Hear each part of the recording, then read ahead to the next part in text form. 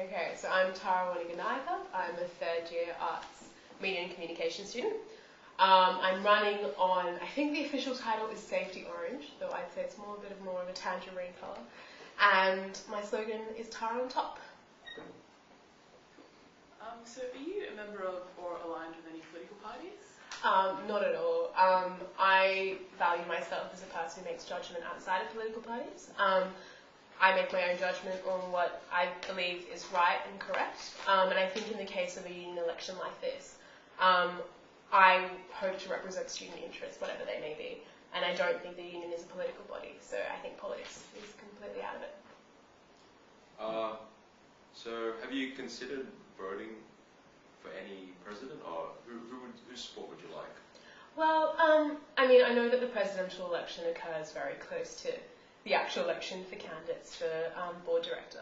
And I mean, I've got to say, I am being run by Hannah Morris. So I think the obvious question on people's minds is the fact that surely Tara is going to vote for Hannah. But the thing is that I don't see it that way at all. We've never had that discussion about presidency. And I, again, similar to your question about politics, I value myself on judging who is best for the job. I haven't had the opportunity to talk to any of the other potential candidates, who I believe are Tom and John at the moment, in terms of hearsay. And I wouldn't want to make a decision about anything without having talked to them either, because they have the right to know and I have the right to be informed about any decision. You've listed yourself as being a member of a number of societies, like for example SOLS. Now, like every law student is automatically a member of SOLS. So, and also things like Shades and Epic SOLS. Yeah. What's the kind of relevance of listing your membership to those societies? Yeah. You haven't been on the exec per se. Well, yeah, I mean, I haven't been on the exec. I listed those societies because I think, unfortunately, when the form that you fill out when it comes to putting into publications, your CV, you can't exactly explain why you put them down. Now, the reason I did is because I do interact with those societies. I've been to Shades parties, and I know that a lot of people have, but I enjoy them, and I've found that they contribute to my student experience. So I thought it was a valuable thing to put down.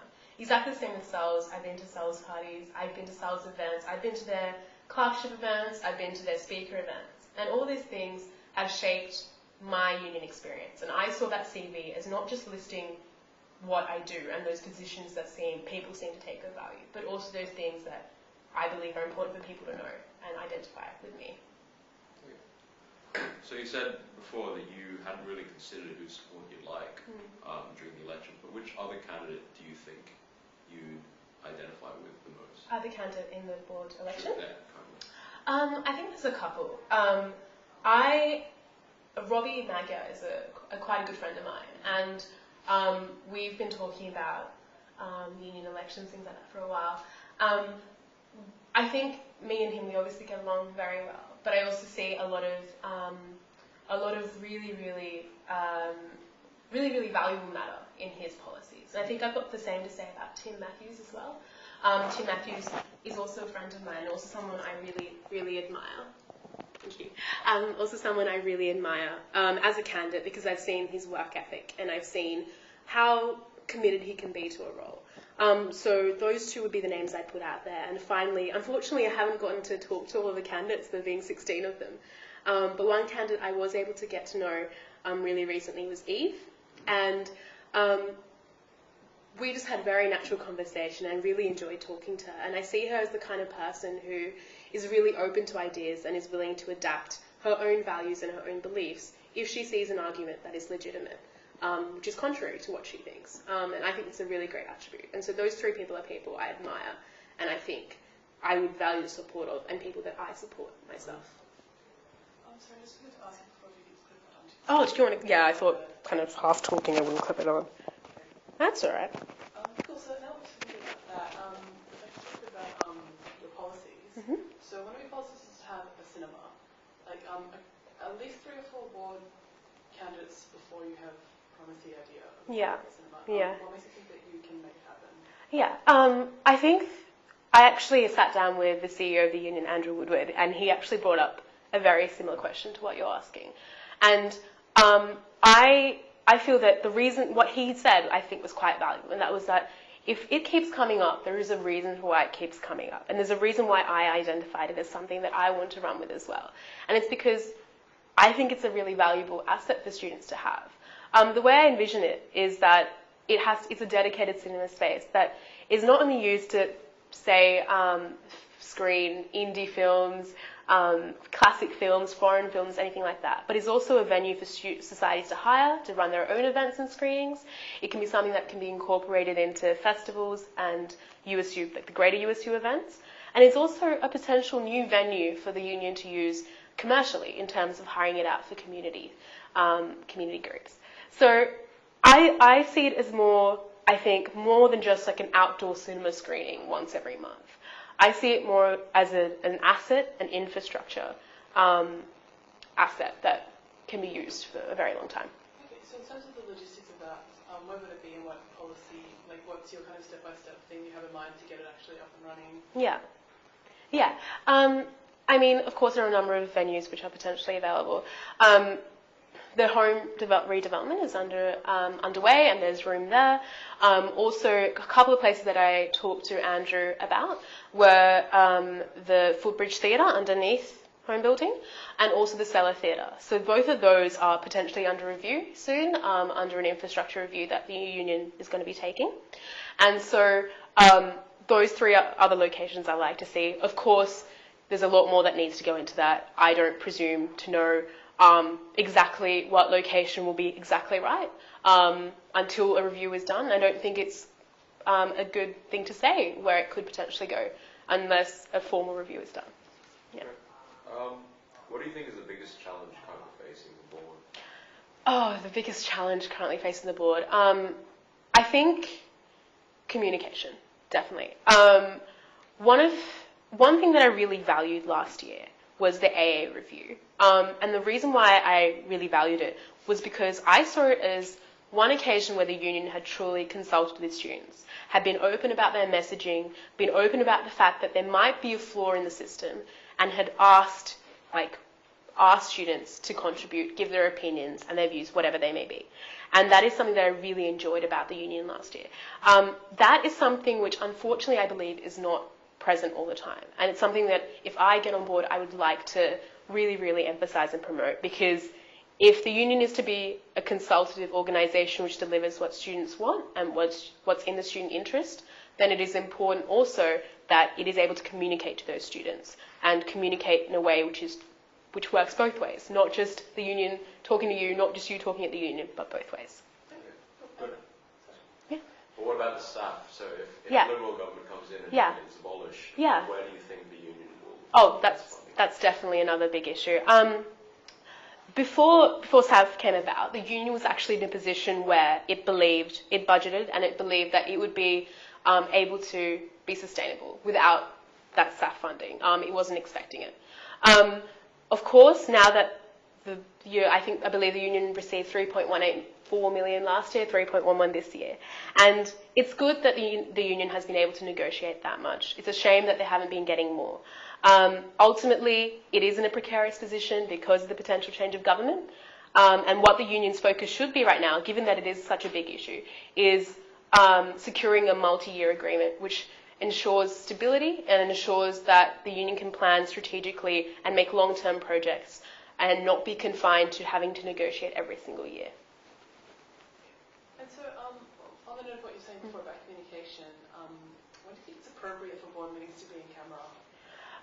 So do I believe that it's appropriate, or? Do you believe, and if so, when, or like always? What are your thoughts about board meetings in camera? I mean, I believe that there are certain issues that do need to be in camera. I mean, if you're discussing the internal dynamics of a group, so you've got an executive or you've got a board, and there is some sort of internal personal issue or an issue where it can be dealt with in a scenario which doesn't require it being publicly open and would be better dealt with if it wasn't publicly open, then I believe the first stage should be an in-camera discussion. Of course, for other things, I do believe that the union needs to be transparent and accountable, and those two concepts are very much interlinked with each other. But there are occasions where in-camera, I think, is appropriate. Not all the time, though, of course. Okay, so on your CV, you say that you were a campaign the Are You With Us Yeah. campaign. What did you do? I mean, I wore a t-shirt. I believed in the cause all throughout O Week last year, so 2012. I was at the stall every day and I was talking to students about it, and I thought it was a very important cause. When you know that an organisation, which I really hold really dear to me and has shaped my student experience a lot, is under threat, then I felt a responsibility to take advantage of that campaign happening and talk to people who may not quite understand what's going on, or who did care about it as much as me, but didn't know quite how to fight that change. So that's what I've done. So one of your policies is to have an online employment hub in order to streamline access to jobs, work experience and skills. So how will this be different to the careers database? Okay. I think at the moment, the average student, and I've definitely had this experience myself, you're looking for a job to do with your career, and it's often applicable only to penultimate or final year students. I know that happens a lot in law and it happens a lot in arts media, which is a degree I do as well. And or you've got different websites to go to. You can go to the Career Centre, you can go to the business school, which offers some stuff, you can go to the law school, which offers some stuff. I believe engineering has its own thing as well. And it's really hard as a student to find something which does actually suit you and something that you're qualified for. If you're a first, second or third year student, you may not, straight away you read that application data criteria and you don't qualify. And the reason why this career centre is flawed is because it's not streamlined. It doesn't encompass what a student really needs. My vision for the employment hub is that it will not only incorporate those kinds of jobs and things that a student needs to further their career or their academic qualifications, but also things like if you want a bartending job down on King Street, or you want, I don't know, a babysitting job on the North Shore or the Shire, those kinds of things as well, because people need to be able to pay their rent. And also the opportunity for this to be really, really easy is quite big, because, I mean, if you look at the fact the union has access partners, companies that are already dedicated to the student experience, which means if they've got a job popping up, there is absolutely no reason why they wouldn't make their own lives easier and advertise. So I think there is definitely no reason why this employment hub shouldn't go ahead, and in my chats with Andrew, he was very much feeling the same. So, okay, so is this something that you'd want to, would you want to utilise the existing infrastructure of the Career Centre, or build something completely different to the USU that's completely operated by the USU? The latter, so completely operated by the USU. I think the USU has a greater capacity to attract the jobs that students need, say casual jobs, retail jobs, that kind of thing, that the university I feel doesn't. And I mean, you can incorporate work experience, you've got alumni that you can work with. I think the potential is just massive, and I think it's something which the USU should definitely look into, and I think is a valuable tool that isn't parties, isn't bars, isn't that kind of thing, and actually targets a different I guess, factor of the student experience. And what exactly would it look like? Or would it be sort of consisting completely of an online thing? Or would there be a desk or you're manning somewhere where you go and ask for careers information? Yep. What would like the kind of mechanisms of it look like? I mean, I think those specific logistics and specific aspects of it are a bit have to obviously need to be looked into a bit more. I think online is probably the best way to go about it, just to make it easy and accessible. But I mean, of course, like if a careers desk is what students need to, and what students find easy to access, then of course a careers desk it is. So what's your plan for the development of the photocopying and resource center? Yeah, I mean, I think there are a number of questions that pop up. I mean, firstly, why do we need it at all? And secondly, we've got Officeworks down the road. Why do it? And I think it's all about accessibility and convenience. If you can, universities' prices, I think, for printing are ludicrous. I hate printing here, and if I can find a room where there's free printing, I go for it. But I think that's just silly. I think printing services are the most basic service that a university or a union, indeed, can provide. And it's definitely something that should be provided. The way I envisage it is just a room somewhere, literally a room somewhere, or an office somewhere, or something like that. It provides the services at cost prices, so it's cheap and easy. And, of course, I mean, sure, you can go to Officeworks, but why would you? If you've got 10 minutes before your assignment is due, you're doing it last minute, you're not going to walk to Officeworks. There's no reason why you would if there is something on campus which makes things more convenient for you. Well, I mean, like, there's always the library, which is on campus, and like the printing costs aren't that different to office works. Mm-hmm. So.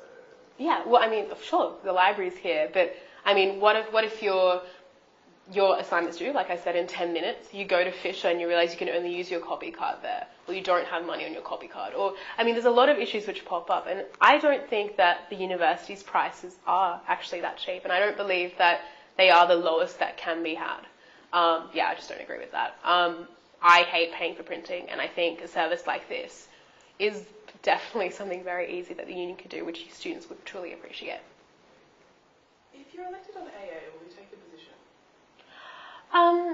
It's a very contentious question. I truly hope that will never happen, and I hope that doesn't happen this year. And I don't think it will, because I think the calibre of candidates, both female and male, is very, very high. To answer your question directly, though, I believe I would, because I support AA. I think it's a feature which we do need. And I think that the AA review, the results of the AA review showed that the majority of students did support it and felt that it did have to stay. And I think the reason why this is a contentious question, which it shouldn't be, is because the messaging around AA, which I think is another result of that review, is not branded correctly. So it's seen as a free ticket to women, or it's seen as something which impedes men's ability to get onto board. That's not the case at all. And I think the policy is not something that people have a problem with, it's the messaging around it. So in that sense, to answer it directly, yeah, I would take that spot. What's your opinion on voluntary student union? My opinion actually is that, it's been in force since 2006. And I mean, the union has flourished since then. I do agree with that. And it's going from strength to strength. But I believe that compulsory student unionism is something that I support.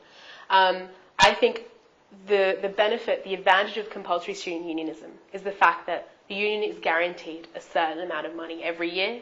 It's guaranteed to get it. It doesn't have to negotiate over it. It knows it's having it. It can plan in the future. Similar to what I was saying about how SSAF should be a multi-year agreement. That stability is something which is very, very valuable. It's almost priceless. And that's what compulsory student unionism provides. Whereas something like SSAF or voluntary student, not voluntary student unionism, but the alternative that we have now, which is SSAF, the reason why that doesn't work is because we do have to negotiate for it. The money goes to the university, and then from there, the student organisations fight over it.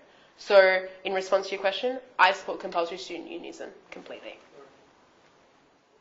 What should the USU do with satellite campuses like the SCA and Con? Yeah, that's a really good question. I've often felt that they're very much isolated from the union. I mean, I know that there are publications that go out there, the union does make a bit of an effort, but unfortunately because the hub of, I guess, the University of Sydney is right here, it's difficult to engage. That is definitely a priority of mine. I have friends, I have 3 friends at the Con studying music, and I've got 1 friend at the SCA. And when I mentioned to them that I was running for union board, they were like, it doesn't affect us, why would we care? And I think it's a sad reality, and I think it's definitely something that I would prioritise as well. Off the top of my head, just engaging them more, talking to them more. I think, obviously, the marketing for this year's election about the grants and things like that worked on campus. We've got more candidates, at least numerically. I don't know about the quality of the candidates. I'm not commenting on that, but I mean in terms of numerically. And I think that that kind of attitude is exactly what should be used for satellite campuses. So how will that be done? Oh, I don't know. I think that's not something that you can just give an answer to. It requires, I think it's an ideological shift as well. It's not just going, hey, SCA, why don't you come on over? It's not something that's not simple. I think that's actually a very good focus point for, say, a review or a paper or something. It's definitely something the union should look into. And just from this conversation right now, I'm getting all sorts of ideas about what could potentially happen. So, yeah. So is it fair to say that you have no sort of specific policies as it stands for satellite campuses? If you look at my policies, I think there's a number of things which, my policies, I've got to say, aren't specific to satellite campuses. I've got to agree with that. But I don't think you can define a candidate by the policies they present.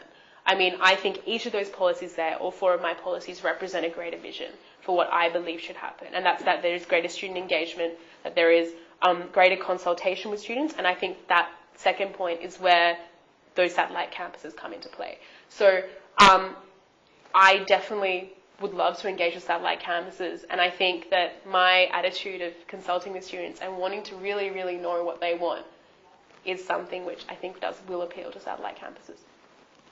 Tweeting them, like, do you think it's appropriate for staff members to be tweeted during board meetings? Yeah, I mean, it's a very contentious issue. I mean, of course, you can make the argument that board directors have a right to report on what's happening in the meeting, but tweeting in itself, I feel, is a very hard medium to work with. You've got a certain number of characters. You know, there's issues about quoting and paraphrasing and that kind of thing. I think because board meetings are essentially open, I feel like the need for tweeting is, whether or not tweeting is appropriate, is a question which I think requires more thought, and definitely on my part requires more thought. I mean, I'm not going to presume to be able to give a definitive answer. I don't have a Twitter account. I wish I did. Yeah, I mean, I will definitely think a lot more about that. I'm not quite sure. I don't think I can give you an answer there. Yeah. So, just going back to what you were saying before about how to define a candidate, like, and you were saying that you weren't defining stuff by policies necessarily, but by the type of board director that you want to Yeah. be. In that case, what do you think makes a good board director? Oh, I think there's a number of things. I think perhaps the best way to look at it is what kind of body is the union. I think the body is representative, not in the same way that the SRC is representative, but it's representative and it's about communication and consultation, because the main focus of the union is delivering student interests and student experience, which is what I've been saying all along. And I think a board director is someone who believes in that and who will make decisions not based on what a group of people feel, not based on what a minority feel or anything like, not like a group that they personally identify with, but what they believe is good for the whole of the student body. I think that requires skills of obviously leadership, communication, that kind of thing. And it's also important that board directors realise they're not leaders per se. They are leaders, they are student leaders, but they're not leaders. They're not the executive, we make decisions, you follow them body. They are the, let's talk to you, let's work out what you want, let's work out what can happen, put them together, and then make a responsible decision that way. And I think that's what makes a good board director. And not being sidelined by, that's being really, really honest to yourself about what you think should happen. I think that's really important too. Yeah. So what are your time commitments like next year? Would you be able to commit time to the union board if you were? Yeah, most definitely. I am a double degree student at the moment. I'll put that out there. But next year I'm actually not doing law. So I'm just finishing off my arts media degree. So I've actually got a lot of spare time. I mean, I do work on the weekends, but that doesn't take up much of my time, and I've got an internship or two. But time is definitely not an issue for me. I mean, right now, like just before the campaign, I've been committed to 2 days of work a week, a day of an internship, and 4 subjects in a course that went for 6 weeks, and I handled that completely fine. So I value my time management skills, I value my level of commitment, so I don't think that would be an issue for me at all. Just a couple of last things. So one of your policies is to refit the bottom floor of Manning with Manning Bakery. Yeah. How feasible do you think this is? Have you looked into the lease agreements that the vendors there currently have? Yeah. I think it is very feasible. I mean, as I said earlier, the union is looking to do an infrastructure review, and that's going to require looking at all the leases, looking at what works and what doesn't. I'm just going to say, I reckon that the bottom floor of Manning, those food outlets are pretty average. And I think that the furniture fitting and the floor itself, the vibe, pretty average. I don't think it works. The reason why I thought that would be a very feasible idea and why I'm really, really supportive of this policy is because Manning is considered the hub of student life. I heard about Manning before I came to uni, and I always wanted to go there. Went to Manning, and the thing is, before 12, it's a ghost town, it's dead, it's underused, and that's a real big shame because it is a beautiful building that could be used. And so I believe that by creating a cafe-style environment, which is a little more open, which spreads out everywhere, which delivers the kind of like pastries that Taste delivers at the moment, or even better, hopefully, coffees and things like that, brings life back to Manning in those earlier hours, which is something that I feel is not only useful in terms of student life and that kind of campus vibe, but also revenue. So would the bakery go where one of the shops is currently? Yeah, yes, it would. Do you have any idea like how long the leases are for those shops? Like they may have signed sort of maybe a lease. Yeah, I mean, that's something I've got to look into for sure. But what I think needs to be remembered is that these kind of policies, some of, or at least most of those policies there, that are about like Manning Bakery, say USU Cinema, that kind of thing, they're long-term ideals.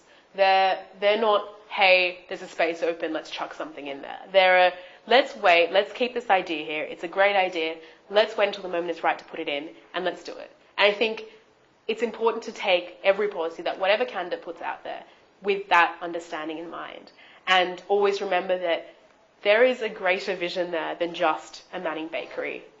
It's about making sure students feel like they've got somewhere to go at all points of the day and keeping them around before and after classes. What do you think is the best legacy of this year's board? Best legacy of this year's board? I hope it's okay, I'm going to name a couple. Firstly, I really, really valued the experience of that AA review last year. No matter what the results would have been, I valued that experience because I participated in both the women's session, the women and men's session at the end. I read about it, I heard about it. I felt like the board, appealed to me and appealed out to me and going, you're a student, we want to hear what you say. And that, I know it was a small thing in the union calendar, and it was more a logistical, organisational thing than anything else. But that feeling, and that I remember being in that room with 60 people, say, all talking about this issue in a really productive manner, was really exciting for me. And it's one of the things that actually first made me consider running for board. Other than that, on a greater scale, I think the union's ability to bounce back and work really hard in those SSAF negotiations, and the work of the board this year and last year, I think has been incredible to do that.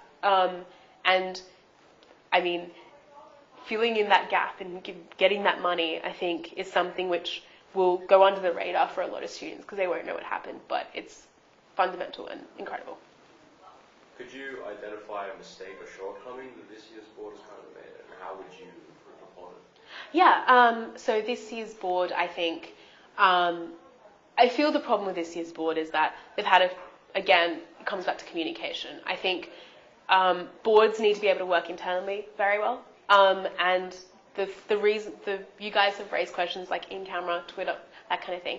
They shouldn't be an issue at all. A board that works well together is one that I feel does consult with the outside and does consult internally. And I think if I'm elected to board, I will do my very best to make sure there is an environment there, which means board directors don't feel isolated, board directors don't feel like they can't contribute, or if they do have something to contribute, that their contributions are taken with value. That's something I feel at times the board may have suffered with, but I think overall the board has been very, very good. And I really admire a lot of the members of the board.